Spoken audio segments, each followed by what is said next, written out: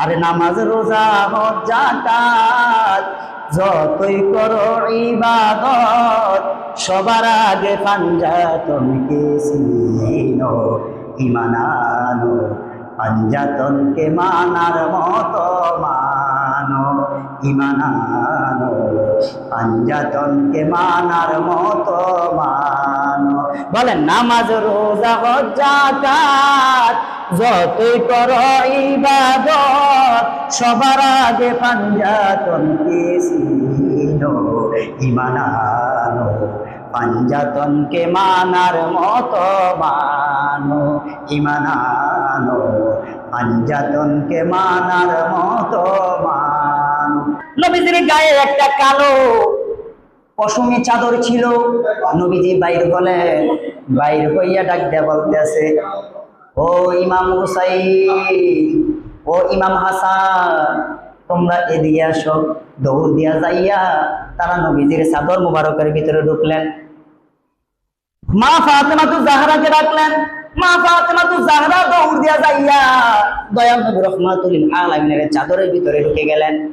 মাওলা আলী রাদিয়াল্লাহু তাআলা আনহুকে নবীজি ডাকলেন। মাওলা আলী রাদিয়াল্লাহু তাআলা আনহু আসলো। নবীজি এই মাওলা আলী সহ এই চারজনকে চাদরের ভিতরে এভাবে মুড়ি দিলেন। চাদরের ভিতরে ঢুকাইয়া আমার নবীজি এই আয়াতে কারিমা তেলাওয়াত করলেন, সূরা আহজাবের 33 নম্বর আয়াত, ইন্নামা ইউরিদুল্লাহু লিইউযহিবা আনকুম রিজসা আহলাল বাইতি ওয়া ইউতাহহিরাকুম তাতহীরা। এই আয়াত দ্বারা বোঝা গেল হে পাকে পাঞ্জাতন, এই চাদরের ভিতরে নবী এবং আহলে বাইতের চারজন, মোট হলো 5 জন। এই 5 জন হলো চিরস্থায়ী পবিত্র, তাদেরকে বলা হয় পাকে পাঞ্জাতন। দমে দমে জফরে মন পাকে পাঞ্জাতন, আরে দমে দমে জফরে মন পাকে পাঞ্জাতন। এই নামেরই তাসবিহ জপেন স্বয়ং নিরঞ্জন, এই নামেরই তাসবিহ জপেন স্বয়ং নিরঞ্জন। দমে দমে জফরে মন পাকে পাঞ্জাতন, আরে দমে দমে জফরে মন। বাজানো মেশকাত শরীফে 573 পৃষ্ঠায় আমার নবীজি ঘোষণা করেন, একদিন আবু যর গিফারী রাদিয়াল্লাহু তাআলা আনহু খানায় কাবা শরীফের দরজার মধ্যে ধইরা, খানায় কাবা শরীফের দরজার মধ্যে ধইরা মানুষদেরকে ডাক দিয়ে বলতেছে, ও দুনিয়ার মানুষ শোনো, আমি আল্লাহর কসম করে বলতেছি, এই খানায় কাবার দরজার মধ্যে ধরে আমি কসম করে বলতেছি, আমি একদিন শুনেছি আমার নূরের নবী রাহমাতুল লিল আলামিন, আমার নূরের নবী রাহমাতুল লিল আলামিন বলেছেন, আমি এই কথাটা শুনেছি, এই কথাটা নিঃসন্দেহে সত্য কথা, কারণ আমি কসম করে বলতেছি খানায় কাবার দরজার ধরে। সুতরাং এই কথার মধ্যে তিল পরিমাণ ত্রুটি নাই, 100-তে 100 কথাটা সত্য। কি কথা? আমার নূরের নবী রাহমাতুল লিল আলামিন ঘোষণা করেছেন, আমি শুনেছি। নবীজি বলেন আহলে বাইত হলো নূহ আলাইহিস সালাতু ওয়াস সালামের নৌকার মতন। নূহ আলাইহিস সালাতু ওয়াস সালামের নৌকার মধ্যে যারা উঠেছে, যারা আরোহণ করেছে, তাদেরকে আমার আল্লাহ তাআলা মুক্ত করে দিয়েছেন, রক্ষা করেছেন। আর যারা নূহ আলাইহিস সালাতু ওয়াস সালামের নৌকার মধ্যে উঠে নাই, তাদেরকে আমার আল্লাহ তাআলা হালাকা ধ্বংস করে দিয়েছেন। সুতরাং আমার আহলে বাইত হলো নূহ আলাইহিস সালাতু ওয়াস সালামের নৌকার ন্যায়। যারা আহলে বাইতকে গ্রহণ করবে, তারা নূহ আলাইহিস সালাতু ওয়াস সালামের নৌকার মধ্যে 2 কাল আরোহণ কইরা যারা মুক্তি পেয়েছিল, সুতরাং আহলে বাইতের পক্ষে যারা থাকবে তারা মুক্তি পাবে, আর যারা আহলে বাইতের বিরুদ্ধে যাবে হালাকা, তারা ধ্বংস হয়ে যাবে। নাউযুবিল্লাহ। তিরমিজি শরীফের 2য় খণ্ড 219 পৃষ্ঠায় নবীজি ঘোষণা করেন, একদিন সালমা রাদিয়াল্লাহু তাআলা আনহা, সালমা রাদিয়াল্লাহু তাআলা আনহা নবীজির স্ত্রী, ওই যে বললাম 4 জনকে চাদরের মধ্যে ঢুকাইলেন। তখন সালমা রাদিয়াল্লাহু তাআলা আনহা ডাক দিয়ে বলতেছে, হুজুর, ও আল্লাহর নবী, আমিও তো চাই এই চাদরের ভিতরে ঢুকতে। নবীজি ডাক দিয়ে বলেন, ও সালমা, তুমি আমার স্ত্রীগণের মধ্য থেকে একজন, তোমাদের সম্পর্কে আমার আল্লাহ তাআলা ঘোষণা করেন, নবীজির যত স্ত্রী তারা সবাই হলো সকল মুমিনদের মা। মায়ের পায়ের নিচে সন্তানের বেহেশত। সুতরাং বুঝা গেল আমার আল্লাহ তাআলা তোমাদেরকে অনেক ইজ্জত দিয়েছে, কিন্তু আমার আহলে বাইত হলো তারা স্পেশাল। তুমিও কল্যাণের মধ্যে আছো, আর আমার আহলে বাইত হলো স্পেশাল। মা সালমা রাদিয়াল্লাহু তাআলা আনহাকে নবীজি এই কথাটা বলে সান্ত্বনা দিয়েছেন। কিন্তু দুঃখের বিষয় কিছুদিন আগে এক ওহাবি মোল্লায় কইতেছে নবীজির পরিবারে তো অনেক সদস্য আছে, নবীজির অনেক ফুট আছিল, তাদেরকে আহলে বাইত বলেন না কেন? সুতরাং এই যে আহলে বাইত 60 জন সুন্নিরা কয়রা মিছা কথা, নাউজুবিল্লাহ। তারা বিভিন্ন ভাবে আমাদের সরল মানা মুসলমানদেরকে বিভিন্ন ভাবে চক্রান্ত করে, মানে মুসলমানদের বিবেক বুদ্ধিকে এই চিন্তার মধ্যে ফেলাই দেওয়ার জন্য আহলে বাইত যে সত্য, এই আহলে বাইত পাকে পাঞ্জাবের সত্য, এই কথাটা মুসলমানদের থেকে একটা বিভ্রান্ত করার জন্য তারা বিভিন্ন ধরনের মন্তব্য করে। অথচ যাই বলতেছি বাবা, হাদিস থেকে বলতেছি এবং হাদিসের রেফারেন্সটাও বলতেছি, এটা মূল হাদিসের কিতাব, মনে রাখবেন।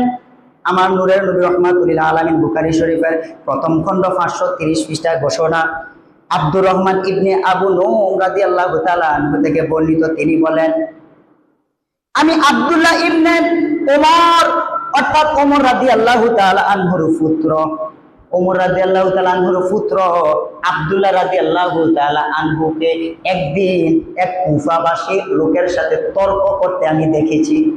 কি তর্ক? ওই কুফাবাসীর এক ব্যক্তি ওমর রাদিয়াল্লাহু তাআলা আনহুর পুত্র আব্দুল্লাহকে ডাকতে বলতেছে, ও আব্দুল্লাহ, হজে যাইয়া ইহরাম অবস্থায় একটা মাছি মারলে কি হবে? এটা একটা মাসালা। কেউ যদি মশা মাছি ইহরাম অবস্থায় মারে, দম দেওয়া লাগে, জরিমানা দেওয়া লাগে। তো এই মাসালাটা ওমর রাদিয়াল্লাহু তাআলা আনহুর পুত্র আব্দুল্লাহকে বলল। আব্দুল্লাহ রাদিয়াল্লাহু তাআলা আনহু তিনি ওই কুফাবাসীর সাথে রাগান্বিত হইয়া বলতেন, তোমরা কুফাবাসীরা মশা মারার ব্যাপারে আমাকে প্রশ্ন করো, অথচ কুল কায়নাতের বাদশা যিনি, কুল কায়নাতের বাদশার নাতি, কলিজার টুকরা নাতি, আমার নবীজির কলিজার টুকরা নাতি, যাকে নবীজি বললেন জান্নাতের যুবকদের সর্দার, ওই জান্নাতের যুবকদের সর্দার ইমাম হুসাইন রাদিয়াল্লাহু তাআলা আনহুর গলা মুবারকে ছুরি চালাইলা তোমরা কুফাবাসী। আর তোমরা সেই কুফাবাসীরা মুনাফিকের মতন এখন দরদ দেখাইয়া মাছি মারার বিষয়ে আমাদেরকে জানাইতে চাও। সুতরাং বোঝা গেল কি, ইয়াজিদ বাহিনীর সাথে কিয়ামত পর্যন্ত আমাদের ইমানের দাবি হলো ইয়াজিদ বাহিনীদের সাথে কখনো আপোষ করা যাবে না। এটা সাহাবীদের আকীদা। ইয়াজিদ বাহিনীদের সাথে যারা ইয়াজিদকে বাঁচাইতে চায় তাদের সাথে আমাদের কোনো আপোষ নাই, এটাই সাহাবীদের আকীদা, এটাই আহলে সুন্নাত ওয়াল জামাতের আকীদা। এই কারণে অনেকে বলে হ্যাঁ তারা উগ্রবাদী, সেয়াতে খালি সেয়াত তবে কেন? আপনি যদি জানেন অমুক ব্যক্তি আপনার বাবার বিরোধী, আপনি ওনাকে কখনো ফাত্তা দেন না, ঠিক না? উনি যত বড় ইজ্জতের হোক, উনি আমার বাবা, জন্মদাতা বাবার বিরোধিতা করছে, আমি ওনাকে মানতে পারি না। ঠিক তদ্রুপ বাবা, কুল কায়নাতের বাদশা নবী রহমাতুল আলামিন যিনি চাঁদকে দ্বিখণ্ডিত করতেন, নবীজি জান্নাত চাইলে জান্নাত দুনিয়ায় আল্লাহ পৌঁছাইয়া দিতেন, জান্নাতের খাবার চাইলে দুনিয়ার জমিনে জান্নাতের খাবার পৌঁছাইয়া দিতেন। ওই নবীকে যখন বলল ইমাম হুসাইন, নানা ভাইয়া আমাকে এখন ঘোড়া আইনা দেন, আমি ঘোড়া চড়বো, কুল কায়নাতের বাদশা যিনি নবী রহমাতুল আলামিন স্বয়ং ঘোড়া হইয়া গেল। বলতেছে ইমাম হুসাইন তুমি আমার ফিট মুবারকের মধ্যে ওঠো, সুবহানাল্লাহ বলেন। সাহাবী ডাকতে বলতেছে ইমাম হুসাইন তুমি কি জানো যার ফিট মুবারকে তুমি ঘোড়া বানাইয়া সাওয়ারি হইয়া তুমি চড়তেছো, তুমি কি জানো ওনার দাম কত? আমার নবীজি ডাকতে বলে, ও আমার সাহাবী রে, যিনি এই দামি ঘোড়ার উপরে উঠেছে ওনারও দাম কিন্তু কম না, উনি হলো জান্নাতের যুবকদের সর্দার। ভাই বাবা, তিরমিজি শরীফের দ্বিতীয় খণ্ড 219 পৃষ্ঠায় ঘোষণা, জাবের রাদিয়াল্লাহু তাআলা আনহু তিনি ঘোষণা করেন, একদিন আমি নবী রহমাতুল আলামিনের সাথে ছিলাম। ওই সময়টা হলো বিদায় হজের ভাষণ। বিদায় হজের ভাষণ দেওয়ার সময় নবীজি কাসওয়া নামক উটের স্ত্রীলিঙ্গ হলো উষ্টি, কাসওয়া নামক মহিলা উটের পিঠ মুবারকের মধ্যে বসা ছিল। ওই কাসওয়া নামক উষ্টির উপরে বৈশা নবীজি ভাষণ দিতেছেন। নবীজি কি ভাষণ দিতেছেন? নবীজি বলেন, তারাক্তু ফীকুম আমরাইন, আমি তোমাদের জন্য দুইটা জিনিস রেখে যাই, লান তাদিল্লু মা তামাসসাকতুম বিহিমা কিতাবাল্লাহ ওয়া ইত্রাতি আহলে বাইতি। আমি তোমাদের জন্য দুইটা জিনিস রেখে যাই, ওই দুইটা জিনিস যদি তোমরা আঁকড়াইয়া ধরো, ওই দুইটা জিনিস যদি তোমরা আঁকড়াইয়া ধরো, আমি গ্যারান্টি দিলাম তোমরা কখনো পথভ্রষ্ট হবা না, কখনো পথভ্রষ্ট হবা না, কখনো পথভ্রষ্ট হবা না। এই দুইটা জিনিস কি তোমরা জানো নি? একটা হলো আল্লাহ তাআলার কিতাব কোরআনুল কারীম, আর দুই নাম্বার হলো আমার ইত্রাতি আহলে বাইতি, আমার আহলে বাইত। সুবহানাল্লাহ। মনে রাখতে হবে ভাই বাবা, দুইটা জিনিস, একটা হলো কোরআন, আরেকটা হলো আহলে বাইত। কোরআনকে বাদ দিয়ে আহলে বাইতের কাছে গেলে কিন্তু আহলে বাইতের মন জয় করতে পারবেন না। আবার কোরআন ছাড়া অন্য কিছু মানি না, মানব না, এই কথা যারা বলে তারাও কিন্তু আহলে বাইতের মন জয় করতে পারে না। নবীজি ঘোষণা করে, যারা আমার আহলে বাইতের সাথে সুসম্পর্ক রাখে, যারা তাদেরকে মহব্বত করে, আমি তাদেরকে মহব্বত করি। আনা হারবুন লিমান হারাবাহু। যারা আহলে বাইতের সাথে বিদ্বেষ পোষণ করে, আমি নবী স্বয়ং তার বিরুদ্ধে বিদ্বেষ পোষণ করি। আর আমি যার বিরুদ্ধে বিদ্বেষ পোষণ করি, শত্রুতা রাখি, স্বয়ং আল্লাহ তাআলা তাকেও শত্রুতা করে। আনা সালিমুহুম লিমান সালামাহুম। যে ব্যক্তি আহলে বাইতের সাথে সম্পর্ক ভালো রাখতে চায়, আহলে বাইতদেরকে মহব্বত করতে চায়, আমি নবী স্বয়ং তাদেরকে মহব্বত করি। বলেন সুবহানাল্লাহ। আর আমি যাকে মহব্বত করি সে আমার সাথে জান্নাতের মধ্যে থাকবে। ভাই বাবা, মিশকাত শরীফের 570 পৃষ্ঠায় নবীজি ঘোষণা করেন, আল হাসান ওয়াল হুসাইন সাইয়্যিদা শাবাবি আহলিল জান্নাহ। হাসান এবং হুসাইন রাদিয়াল্লাহু তাআলা আনহুমা দুইজন হলেন জান্নাতের যুবকদের সর্দার। যারা জান্নাতের যুবকদেরকে হত্যা কইরা, শহীদ কইরা নামাজ পড়ছে, জুমার নামাজ পড়ছে, আবার পরে আসরের নামাজ পড়ছে, এখনো তার উত্তরসূরিরা নামাজ পড়ে, রোজা রাখে, হজ করে, যাকাত দেয়, আবার বলে ইয়াজিদের দোষ ছিল না, নাউজুবিল্লাহ। ইয়াজিদরে আবার হযরত বলতে চায়, ইয়াজিদ বাহিনীদেরকে বাঁচাইয়া দিতে চায়, ইমাম হুসাইন রাদিয়াল্লাহু তাআলা আনহুর দোষ দুটি বাইর করতে চায়। ভাই বাবা, সাবধান সাবধান, তাদের ব্যাপারে আমার নবীজি মুস্তাদরাকে হাকিম কিতাবের মধ্যে নবীজি ঘোষণা করেন। নবীজি বলেন, কোন ব্যক্তি যদি আল্লাহর বিষয়ে কোনো ধরনের ত্রুটি না করে, আল্লাহর ঈমানের বিষয়ে কোনো ধরনের ত্রুটি না করে, নবীর আমরা যদি ধরেও নেই, বুঝা গেল যারা আহলে বাইতের বিরোধী তারা নবীর বিরোধী। আমরা যদি ধরেও নেই নবীর বিরোধী না, নবীর পক্ষের লোক, আহলে বাইতের পক্ষের না, নবীর পক্ষের, আল্লাহর পক্ষের, এমন ব্যক্তিরা যদি 5 ওয়াক্ত নামাজি হয়, রোজাদার হয়, হজ করে, যাকাত দেয়, কোন আমল আখলাকের মধ্যে ত্রুটি করে না, ওই ব্যক্তিরা যদি পৃথিবীর শ্রেষ্ঠতম জায়গা খানা কাবা থেকে মাকামে ইব্রাহিম পর্যন্ত, এই যে মাঝখানের জায়গাটা, ওই জায়গাটা হলো সবচেয়ে উত্তম জায়গা। ওই জায়গার মধ্যে দাঁড়াইয়া যদি সে রোজা অবস্থায় সারাদিন ইবাদত করে এবং সারা রাত্রিতে না ঘুমাইয়া তাহাজ্জুদের নামাজ করে, ইবাদত করে, ওই ব্যক্তিরা যদি ওই মুহূর্তে মারা যায়, নিঃসন্দেহে আমরা সবাই জানি ওই ব্যক্তি জান্নাতে, কারণ শেষ ভালো তার, সব ভালো তার। ভাই বাবা, কিন্তু আমার নবীজি ঘোষণা করেন, ওই ব্যক্তিরাও যদি, ওই ফরহেজগার ব্যক্তিরাও যদি খানা কাবার সামনে রোজা অবস্থায়, ইবাদত নামাজ অবস্থায় যদি ইন্তেকাল করে, দুনিয়ার মানুষ বলে সে জান্নাতি, আমি নবীজি বলি ওই ব্যক্তির বিষয়ে যদি, ওই ব্যক্তি যদি আহলে বাইতের সম্পর্কে তিল পরিমাণ ত্রুটি থাকে, আহলে বাইতদেরকে মহব্বত করে না, বিদ্বেষ রাখে, ওই ব্যক্তি খোদার কসম কখনো জান্নাতে যাইতে পারবে না, ওই ব্যক্তি চিরস্থায়ী জাহান্নামী। কেমন কথা? চিরস্থায়ী জাহান্নামী। যত বড় ইবাদতকারী হোক, আহলে বাইতের পক্ষে না বিপক্ষে, ওই ব্যক্তি জাহান্নামী। ভাই বাবা, মা ফাতেমাতুজ জাহরা, আহলে বাইত কারা? তারাই তো জান্নাতের মালিক। আরে মিয়া, দুনিয়ার কোন বাদশার মন জয় করলে আপনার কোনো অসুবিধা থাকে না। আর জান্নাতের যুবকদের সর্দার যিনি, ওনার মন যদি আপনি জয় করতে পারেন, ওনার যদি মহব্বত করতে পারেন, উনি আপনারে মহব্বত কইরা রাসূলের সাথী হইয়া আপনাকে জান্নাতে নিয়ে যাইব। দুনিয়া ও আখিরাতে কোনো ভয় থাকবে না। আর জান্নাতি যুবতীদের সর্দারি মা ফাতেমা রাদিয়াল্লাহু তাআলা আনহা সম্পর্কে আমার নবীজি বুখারী শরীফের প্রথম খণ্ড 532 পৃষ্ঠা ঘোষণা করেন, ফাতেমাতু সাইয়্যিদাতি নিসাই আহলিল জান্নাহ। নবীজি বলেন মা ফাতেমাতু জাহরা জান্নাতি রমণীদের, কোটি কোটি রমণীদের সর্দারিনী।